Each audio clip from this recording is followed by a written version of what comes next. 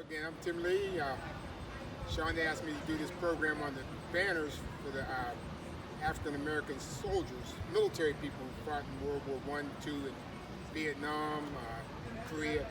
And I'm not. This is a new program. I'm not up to date on everything. It was done by Calvin Massey and John Dunn of Sewickley. John Dunn, I don't know if he's a councilman, but I know he works the borough building. This is his program, and the program is to get African American soldiers put up on these poles so that they can get recognized. And it started out that they want to have African American soldiers from St. Matthew's Church, which is a historical church, and they want to put them on poles all the way up to the Sewickley Cemetery. Above me is my father, James E. Lee Sr., and my brother, James E. Lee Jr. What's good about this for the African American community is many of these soldiers, Walt Brannon, Chief police for a long time, he's right across the street, and Sean, his grandfather. Many of them men were in the service and didn't get the recognition when they came home because of segregation. We was just down to American Legion. They wasn't allowed to go to the white American Legion, so that's why they had to get the black American Legion, which is post 450. So they didn't get the recognition. My father died in 1972.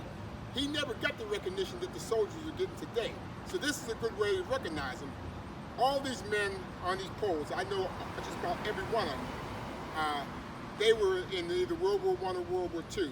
And like I said, many of them died before they got the recognition. They got the recognition from us, but they never got the recognition from the whole community and the whole country. So this is a good way to recognize them. And we encourage everyone who has a family member who was in the service. It's $100. Send it in to John Dunn.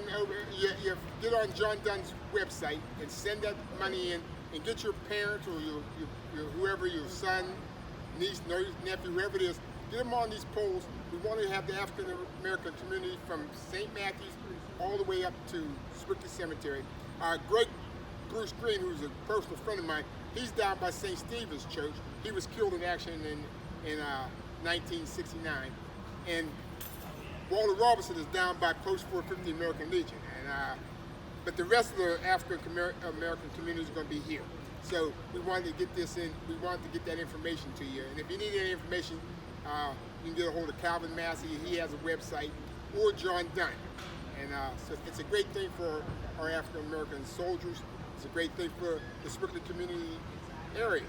And we encourage it. So thank you.